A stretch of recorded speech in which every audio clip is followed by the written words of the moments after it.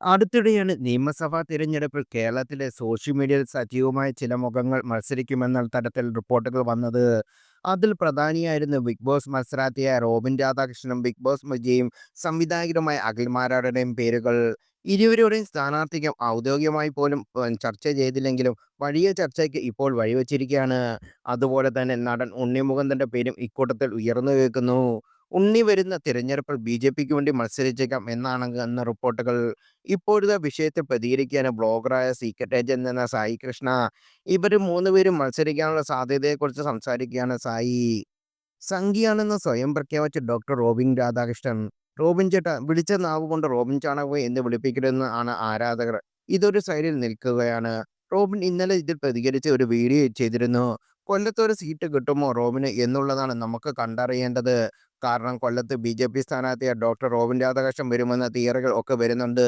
അതൊന്നും പക്ഷേ ഔദ്യോഗികമല്ല. പിന്നാലെ കുറച്ചു നാളായി ഉണ്ണിമുകുന്ദന്റെ പേര് അതിപ്പോൾ കുറച്ചായി കേൾക്കുന്നു. ഉണ്ണിമുകുന്ദൻ സംഘിയാണ്. ഉണ്ണിമുകുന്ദൻ പാലക്കാട് മത്സരിക്കും എന്നൊക്കെ പറഞ്ഞുള്ള സംഗതികൾ ഒക്കെ കുറച്ച് ഇങ്ങനെ കേൾക്കുന്നു. എൻ്റെ അറിവിൽ എവിടെയും ഉണ്ണിമുകുന്ദൻ എന്ന വ്യക്തി അയാളുടെ പൊളിറ്റിക്കൽ വ്യൂ തുറന്നു പറഞ്ഞിട്ടില്ല. അയാളുടെ രാജ്യസ്നേഹം, അയാൾക്ക് മോദിയോടുള്ള സ്നേഹം ഒക്കെയാണ് അയാൾ പറഞ്ഞിട്ടുള്ളത്. ഒരു സംഘിയാണോ ബി.ജെ.പി പ്രവർത്തകനാണോ എന്ന് പറഞ്ഞിട്ട് ഞാൻ കേട്ടിട്ടില്ല. എൻ്റെ അറിവിൽ എവിടെയും ഞാൻ അത് കണ്ടിട്ടും കേട്ടിട്ടുമില്ല. പൊളിറ്റിക്കൽ ചായ്വ് എവിടെയെങ്കിലും അദ്ദേഹം പറഞ്ഞതായി അറിയില്ലെങ്കിലും അടുത്ത കാലത്തായി അദ്ദേഹത്തിനെ കൊണ്ടുപോയി കെട്ടുന്ന സംഘപരിവാറിന്റെ തൊഴുത്തിലാണ്. അടുത്തതാണ് അഖിൽമാരാർ. അയാൾക്ക് കൃത്യമായി കോൺഗ്രസ് അനുകൂല നയങ്ങൾ സപ്പോർട്ട് ചെയ്യുന്ന രീതിയുണ്ട്. അഖിൽ തന്നെ തൻ്റെ കോൺഗ്രസ് ചായ്വ് തുറന്നു പറയുകയും ചെയ്തതാണ്. അതുകൊണ്ട് ഈ ഇലക്ഷൻ ഒരു ടിക്കറ്റ് കിട്ടുമോ എന്നുള്ളത് നമ്മൾ കാത്തിരിക്കുന്നു കാണേണ്ടി വരും. പക്ഷെ അതിനുള്ള ചാൻസ് വളരെ കുറവാണ്. പല സ്ഥലങ്ങളിലും അഖിൽ തന്നെ പറഞ്ഞിട്ടുള്ളതായി ഞാൻ അറിഞ്ഞു.